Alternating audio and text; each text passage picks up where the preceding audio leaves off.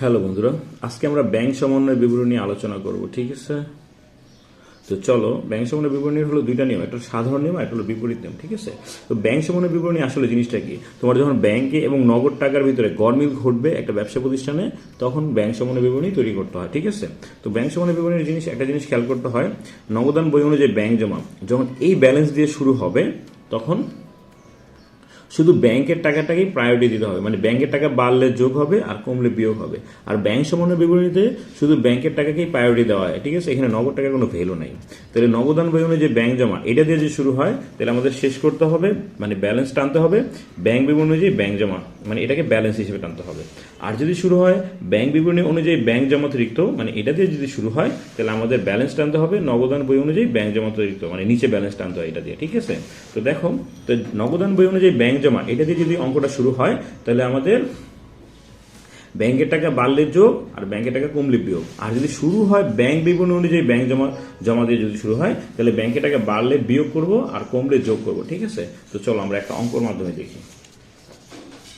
তো দেখো এখানে কি বলছে, নগদান বই অনুযায়ী ব্যাংক জমার উদ্বৃত্ত 1 লাখ টাকা। তার মানে কি, এটা প্রথম নিয়ম দিয়ে শুরু হয়েছে, মানে ওই যে ব্যাংকের টাকাটা বাড়ছে ওরকম স্টাইলে। তাহলে দেখো এখন আমরা কিভাবে করব। 15,000 টাকার একটি চেক আদায়ের জন্য ব্যাংকে জমা দেওয়া হয়েছে। আচ্ছা, আদায়ের জন্য ব্যাংকে টাকা চেক জমা দিলে কি হয়, ব্যাংকের টাকা বাড়ে, কিন্তু ব্যাংক কর্তৃক এখন আদায় হয়নি। তার মানে কি, কমে গেছে, মানে মাইনাস। প্রথমে প্লাস ছিল, পরে কমে গেছে, মানে কি মাইনাস। তার মানে এটা ব্যাংক সমন্বয় বিবরণী মাইনাসের ঘরে আমরা লিখবো। ঠিক আছে, তারপরে দেখি 10,000 টাকার একটি ইস্যুকৃত চেক পরিশোধের জন্য এখনো ব্যাংকে উপস্থাপন হয়নি।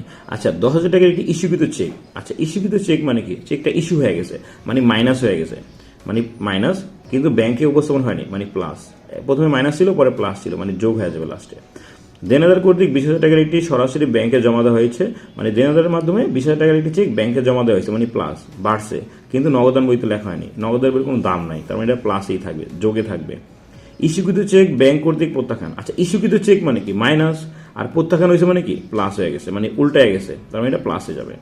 ব্যাংক কর্তৃক লভ্যাংশ আদায় যা নগদান বইতে লেখা হয়নি। আচ্ছা, ব্যাংক কর্তৃক লভ্যাংশ আদায় মানে কি, তোমার ব্যাংকের মাধ্যমে টাকা আয় করছে, মানে কি বাড়ছে, যোগ হয়েছে, প্লাস হবে। আর নগদ শব্দ তো কোনো ভ্যালু নাই, এটা প্লাসেই যাবে। ব্যাংক কর্তৃক মঞ্জুরিকৃত সুদ। আচ্ছা, ব্যাংক যদি সুদ মঞ্জুর করে, তাহলে কি হয়, টাকাটা বাড়ে, যোগ হয়। আর ব্যাংক যদি ধার্যকৃত চার্জ ছিল 400 টাকা, তার মানে টাকা চার্জ করছে কি, টাকা চলে গেছে না, এটা হবে মাইনাস। ওকে, ডান। আচ্ছা, এখানে কি বলছে, ব্যাংক বিবরণীতে লেখা হয়নি এরূপ লেনদেনের তালিকা তৈরি করো। আচ্ছা, ব্যাংক বিবরণীতে লেখা হয়নি এরকম কি কি লেনদেন আছে, সেটা হবে আদায়ের জন্য জমাকৃত চেক ব্যাংক কর্তৃক আদায় হয়নি। তার মানে হলো যেগুলো ডাবল ব্যাংক, মানে দুইবার ব্যাংকের কথা উল্লেখ করবে, সেগুলোই ব্যাংক বিবরণীতে লেখা হয়নি। যেমন আদায়ের জন্য জমাকৃত চেক মানে প্লাস, আদায় হয়নি মাইনাস, মানে এটা যাবে। ইস্যুকৃত চেক মানে মাইনাস, পরিশোধের জন্য ব্যাংক উপস্থাপন হয়নি, মানে প্লাস, এটা যাবে। ইস্যুকৃত চেক ব্যাংক কর্তৃক প্রত্যাখ্যান, এটাও যাবে, প্রথমে মাইনাস পরে প্লাস। অর্থাৎ যেগুলোতে ডাবল ব্যাংকের কথা উল্লেখ বলছে, সেগুলো ব্যাংক বিবরণীতে লেখা হয়নি, যাবে। ঠিক আছে, তো আমরা একটু আগে যে ব্যাংক সময়টা করছি, ওইটা একটু আমরা এখানে সলভটা দেখবো, সলিউশনটা দেখো কিভাবে হবে। তাহলে নগদান বই অনুযায়ী ব্যাংক জমা উদ্বৃত্ত লিখে আমরা টাকাটা লিখছি।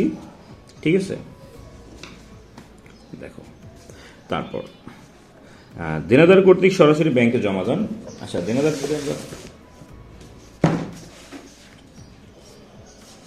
দেখো, নগদান বই অনুযায়ী ব্যাংক জমা উদ্বৃত্ত, এটা ফার্স্টে আমরা লিখবো। ঠিক আছে, তো ইস্যুকৃত চেক মানে মাইনাস, ব্যাংকে উপস্থাপন হয়নি, মানে প্লাস, এই যে যোগে যাবে, প্লাস 10,000 টাকা।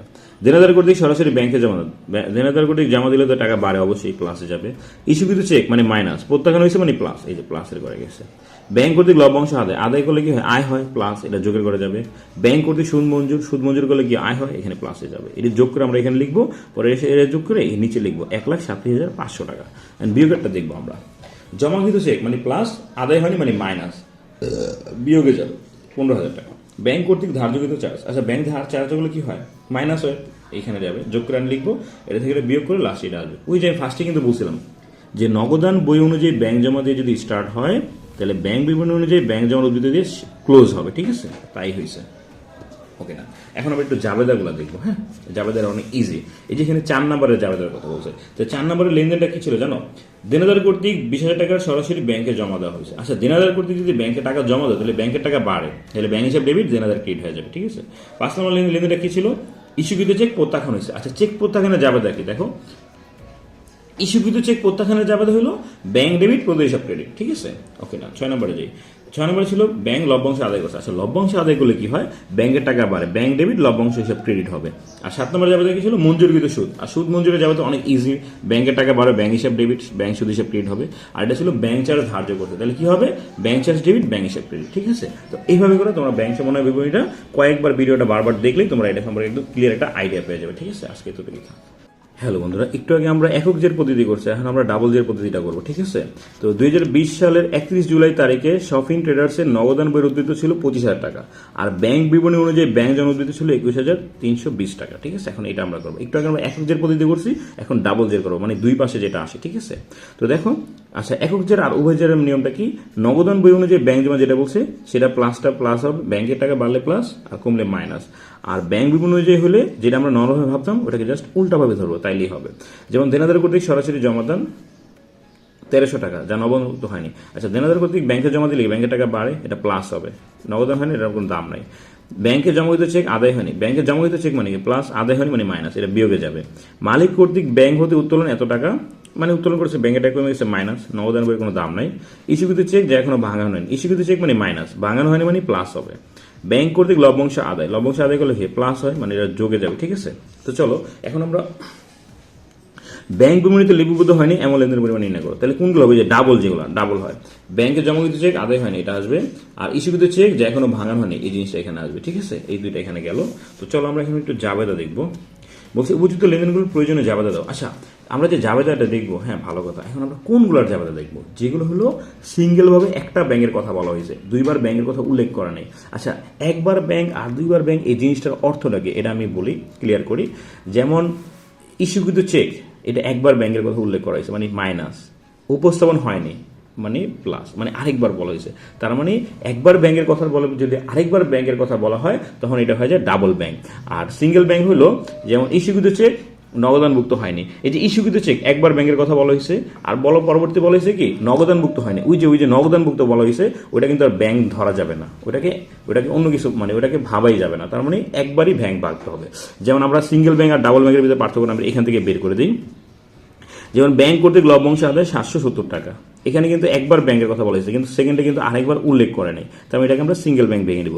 ইস্যুকৃত চেক, এই যে একবার ব্যাংকের কথা বলা হয়েছে এখনো ভাঙানো হয়নি, এটা আরেকবার ব্যাংকের কথা ধরতে হবে, এটাকে ডাবল ব্যাংক বলা হয়। মালিক কর্তৃক ব্যাংক হতে উত্তোলন, এটা একবার ব্যাংক, নগদানভুক্ত হয়নি, মানে এটা একবারই হবে, দুইবার হবে না। ঠিক আছে, ওকে। ব্যাংক কর্তৃক, আচ্ছা,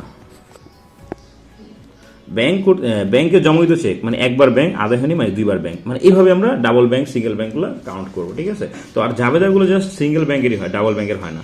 যেমন এখানে দেনাদার কর্তৃক সরাসরি ব্যাংকে জমা দান, এটা হলো সিঙ্গেল ব্যাংক, নগদানভুক্ত আছে এর জন্য। তাহলে দেনাদার কর্তৃক যদি সরাসরি ব্যাংকে জমা দেওয়া হয় তাহলে ব্যাংকের টাকা বাড়বে, ব্যাংক হিসাব ডেবিট, আর নগদানভুক্ত হয়নি এটা বাদ যাবে। আর আচ্ছা, ব্যাংক হিসাব ডেবিট, দেনাদার ক্রেডিট হয়ে যাবে। তারপর আরেকটা দেখো, ব্যাংকে জমাকৃত চেক আদায় হয়নি, এটা ডাবল ব্যাংক, এটা আসবে না। মালিক কর্তৃক ব্যাংক হতে উত্তোলন আর নগদানভুক্ত হয়নি, এই যে এটা আবার সিঙ্গেল ব্যাংক, তাহলে মালিক কর্তৃক যদি ব্যাংক থেকে উত্তোলন করে তাহলে ব্যাংকের টাকা কমে যায় না, ব্যাংক হিসাব ক্রেডিট হবে আর উত্তোলন হিসাব ডেবিট হবে। ঠিক আছে, তারপরে দেখো ব্যাংক কর্তৃক লভ্যাংশ আদায়, লভ্যাংশ আদায় করলে কি হয়, এটা সিঙ্গেল ব্যাংক, তাহলে এটা জাবেদা আসবে, তাহলে লভ্যাংশ আদায় করলে কি ব্যাংকের টাকা বাড়ে, ব্যাংক হিসাব ডেবিট, লভ্যাংশ হিসাব ক্রেডিট হবে। ঠিক আছে, চলো এখন আমরা উভয় জের সংশোধন পদ্ধতিটা শিখবো। হ্যাঁ, তো উভয় জের সংশোধন পদ্ধতির নিয়মটা কি, এখানে একবার করতে হবে, এখানে আরেকবার ব্যাংক সমন্বয় বিবরণী করতে হবে। নিয়মটা হলো এরকম যে নগদান বই অনুযায়ী ব্যাংক জন উদ্বৃত্ত এটা দিয়ে স্টার্ট করবো, এখানে শুধু সিঙ্গেল ব্যাংকগুলো আমরা নিব, আর ব্যাংক বিবরণী অনুযায়ী ব্যাংক জন উদ্বৃত্ত এখানে ডাবল ব্যাংকগুলো নিব। ঠিক আছে, যেমন ফার্স্টে ছিল দেনাদার কর্তৃক সরাসরি ব্যাংকের জমাদার, এটা সিঙ্গেল ব্যাংক, এটা যোগের ঘরে বসবে 1300 টাকা। ব্যাংক কর্তৃক লভ্যাংশ আদায়, এটাও সিঙ্গেল ছিল, যোগের ঘরে বসবে। আর নিচেটা কি ছিল, মালিক কর্তৃক ব্যাংক থেকে উত্তোলন যা নগদানভুক্ত হয়নি, মানে এটা মাইনাস, টাকা চলে গেছে, এর জন্য বিয়োগের ঘরে বসছে। ওকে, ডান, এটা থেকে বিয়োগ করে আমরা এটা লিখবো। এখন এখানেটা দেখো, এটা হলো ডাবল ব্যাংক। কেমনে, এখানে দুইবার ব্যাংকের কথা উল্লেখ করা হয়েছে। কেমনে, জমাকৃত চেক মানে প্লাস, আদায় হয়নি মানে মাইনাস, মাইনাস থাকলে কি হয় প্লাসে লিখতে হয়, যে প্লাস এখানে লিখবা। তারপরে ইস্যুকৃত চেক মাইনাস, ভাঙানো হয়নি মানে প্লাস, প্লাস বলে কি হয় মাইনাসে লিখতে হয়, এখানে লিখবা। এটা থেকে যোগ করে পরে এটা থেকে বিয়োগ করে এখানে লিখবা, তাইলে তোমার এই দুই পাশ মিলে যাবে। যখন এই দুই পাশ মিলে যাবে তখন এটা হয়ে যাবে। ঠিক আছে, তো ব্যাংক সমন্বয় বিবরণী আমি মনে করি ক্লিয়ার হয়ে গেছে। ঠিক আছে, এই পুরো ভিডিওটা বারবার টাইনা দেখবা, তাইলেই পারবা।